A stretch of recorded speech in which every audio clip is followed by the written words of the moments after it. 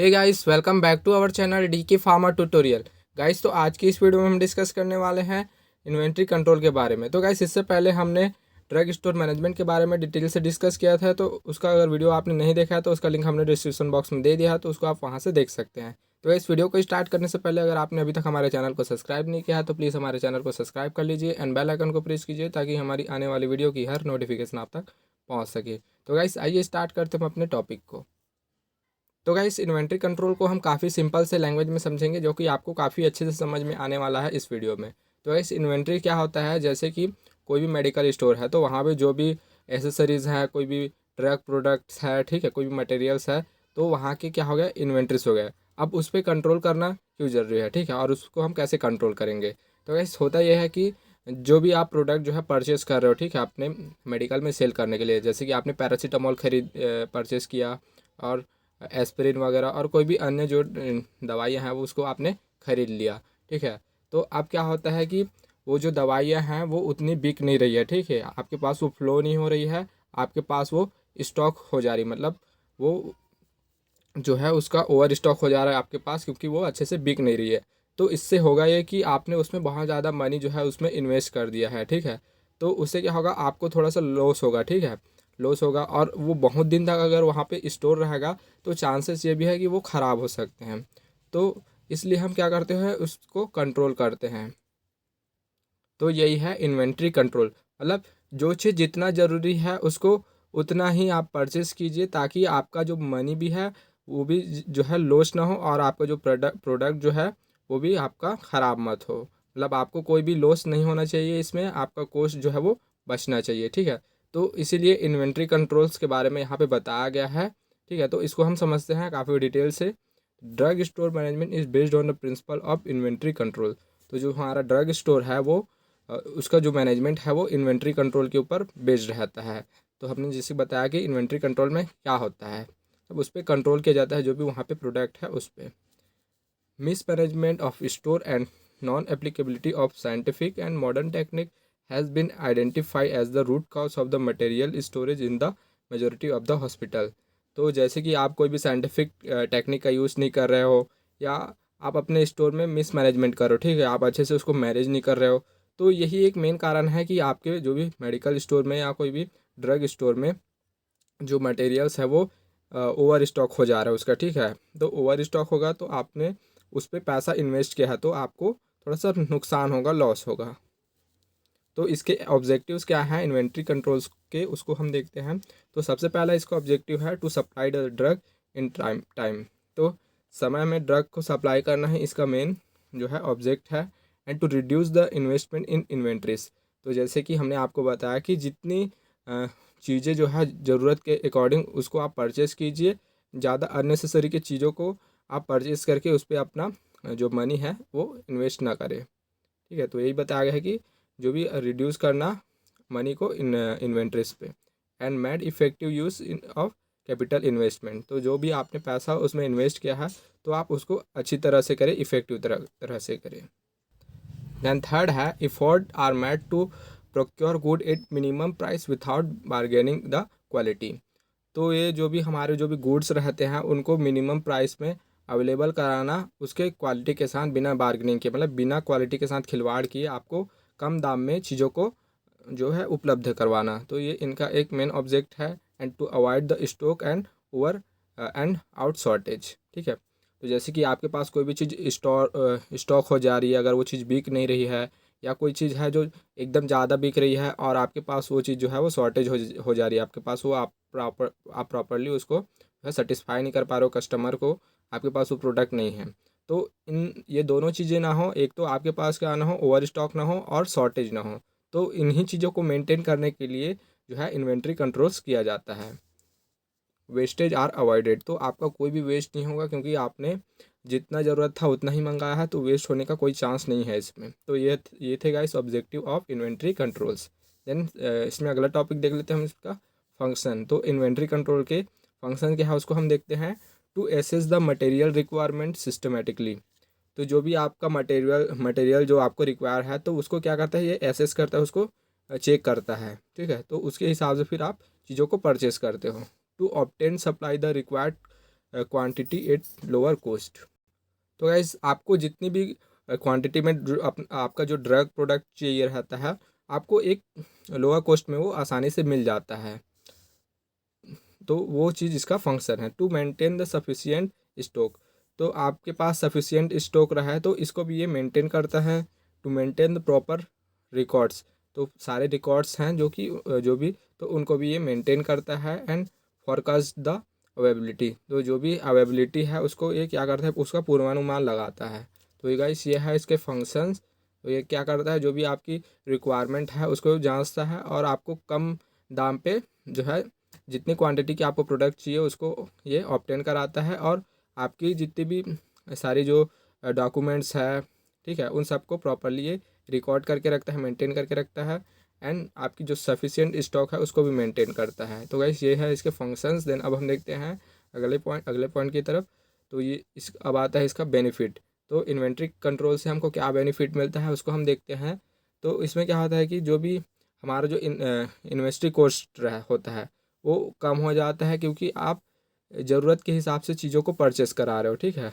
और क्या करता है, जो भी हमारा परचेसिंग इकोनॉमिक्स है उसको भी ये फैसिलिटेट करता है। And better utilization of available stock, तो जो भी अवेलेबल स्टॉक है वो उसको अच्छे तरह से यूज़ करवाता है। And ensure the adequate supply of the material, तो इसमें क्या होता है, जो भी मटेरियल्स रहते हैं उसको पर्याप्त मात्रा में सप्लाई किया जाता है, तो उसको भी ये इंश्योर करता है। And provide check against the loss of material, तो आपका जो भी मटेरियल लॉस हो रहा है तो ठीक है उसको भी ये चेक करता है, ठीक है। तो गाइस यहाँ पे हम बेसिकली 3 मेथड देखेंगे इन्वेंट्री कंट्रोल्स के। तो फर्स्ट इसमें आ जाता है ABC एनालिसिस, जिसको हम बोलते हैं always based control. And second आ जाता है वेद एनालिसिस, जिसको हम बोलते हैं vital, essential and desirable. And third आता है इको एनालिसिस, जिसको हम बोलते हैं इकोनॉमिक, ऑर्डर, क्वांटिटी। तो ये 3 तरह के जो एनालिसिस है जिसको इन्वेंट्री कंट्रोल्स के लिए किए जाते हैं, तो इसको हम डिटेल्स देखेंगे वन बाय वन। तो सबसे पहले हम देख लेते हैं इसमें ABC एनालिसिस के बारे में। तो ABC एनालिसिस क्या होता है, तो इसमें इस टेक्निक में जो भी हमारा मटेरियल्स रहता है उसको हम 3 ग्रुप्स में डिवाइड करते हैं। जैसे कि यहाँ पे दिया गया है ABC, तो इसको हम डिवाइड करते हैं इसके कॉस्ट एंड मनी वैल्यू के अकॉर्डिंग हम इसको क्या करते हैं, डिवाइड करते हैं। तो इसमें 3 कैटेगरी होता है ABC, तो वो अलग अलग कॉस्ट रहेगा, उसका मनी वैल्यू अलग अलग रहेगा, तो उसके अकॉर्डिंग यहाँ पे इसको हम डिवाइड करते हैं। तो सबसे पहले देखते हैं हम A item.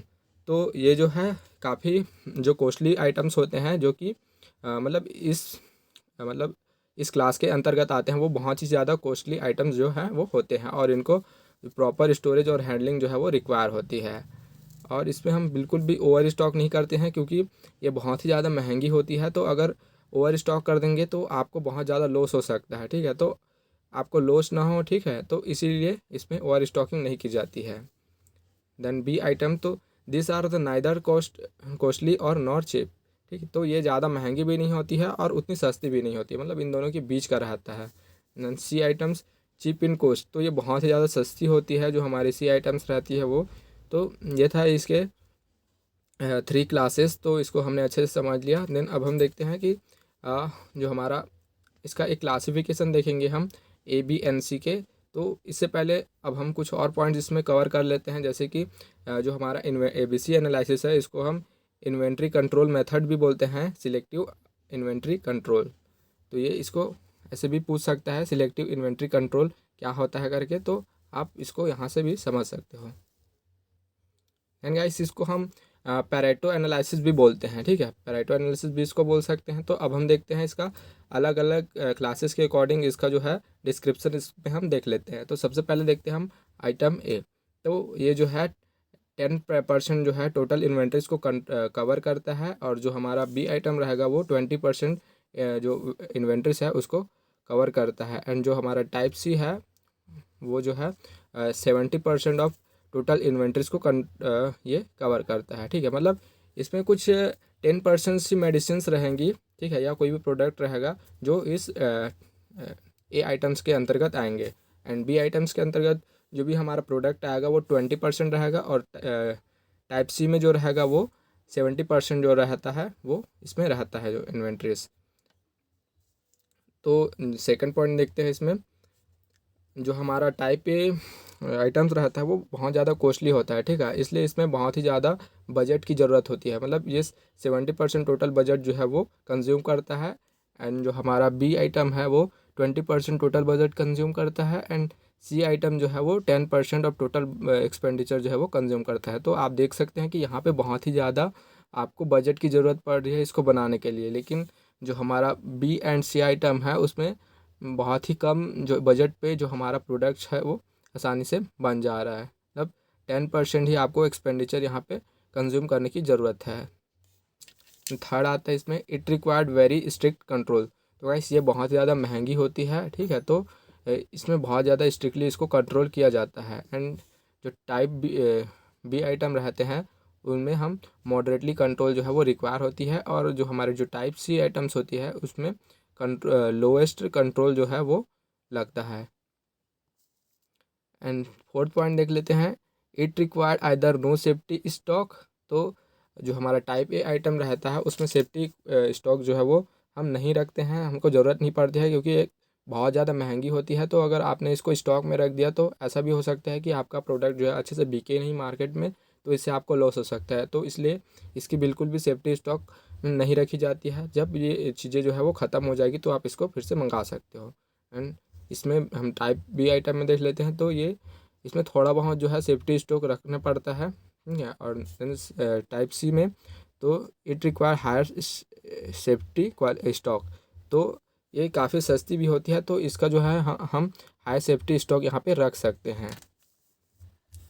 And fifth point देखते हैं, it must be handle by the senior officer.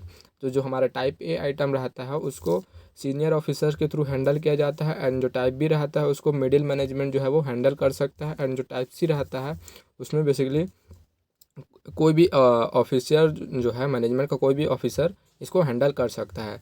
तो गाइस ये है हमारा ABC एनालिसिस। तो इसके हमने डिस्क्रिप्शन को काफ़ी अच्छे से समझ लिया है गाइस, तो इसको आप आसानी से एग्ज़ाम में लिख सकते हो, काफ़ी अच्छे से लैंग्वेज में हमने यहाँ पे इसको लिख दिया है। तो आप इसको स्क्रीनशॉट भी ले सकते हो, नहीं तो हम इसको टेलीग्राम चैनल में अपने अपलोड कर देंगे। देन इसका एडवांटेज है easy to control the wastage of costly item. तो जो भी हमारा कॉस्टली आइटम रहता है उसको हम आसानी से कंट्रोल कर सकते हैं, मतलब जितना ज़रूरत है उतना ही हम उसको परचेज़ करा के उस पर कंट्रोल कर सकते हैं। Easy to maintain the cost and turn over rate. तो जो भी हमारा कॉस्ट को मेंटेन कर सकते हैं, और जो भी टर्न ओवर रेट रहती है उसको भी हम इजीली से मेंटेन कर सकते हैं। सिंपल, ये बहुत ज़्यादा सिंपल रहता है, और इसमें कोई भी कन्फ्यूज़न फार्मूला जो है इसमें रिक्वायर्ड नहीं होती है, ठीक है। तो इसमें कोई भी फार्मूला नहीं लगता है, काफ़ी सिंपल होता है। Help to exercise the selective controls. तो ये सिलेक्टिव कंट्रोल्स को एक्सरसाइज करने के लिए बहुत ही ज़्यादा हेल्पफुल टेक्निक माना जाता है। तो इस अब देखते हैं हम इसका डिसएडवांटेज। तो इसका फर्स्ट डिसएडवांटेज है inconvenient to compute and carry out this analysis.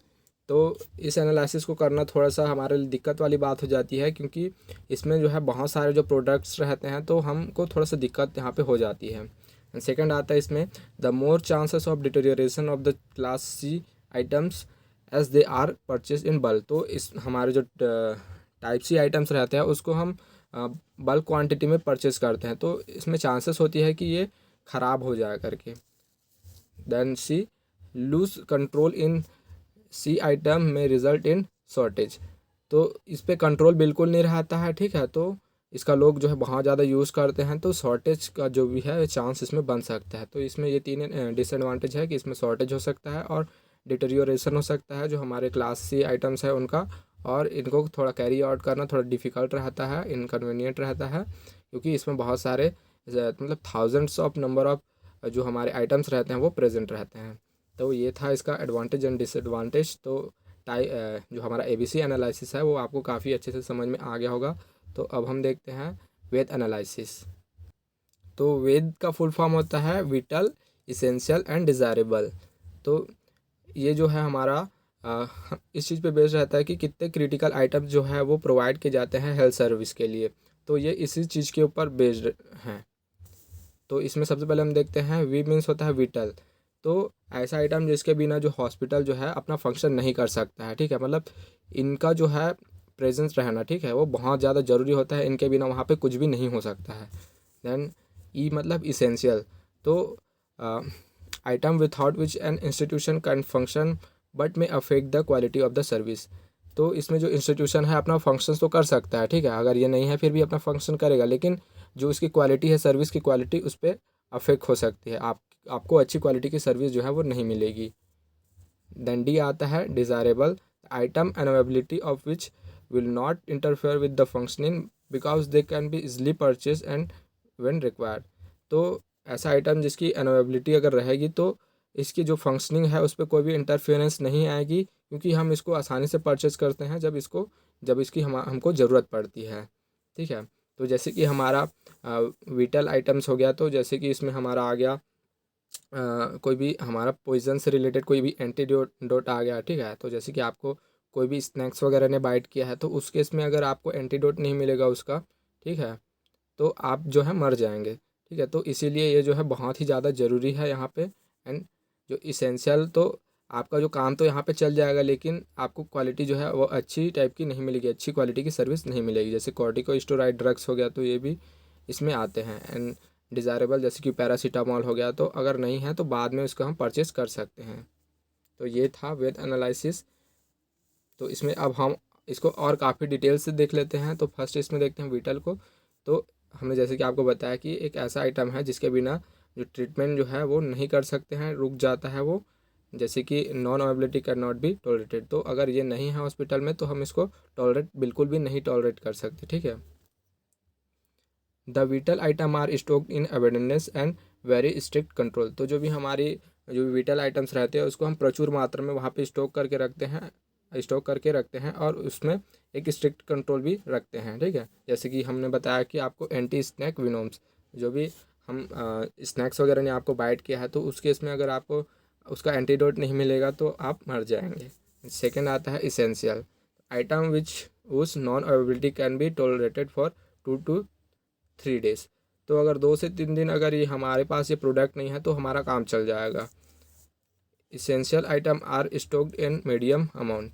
तो इसको हम मीडियम अमाउंट में स्टॉक करके रखते हैं अपने ड्रग स्टोर में। And reasonably strict watch.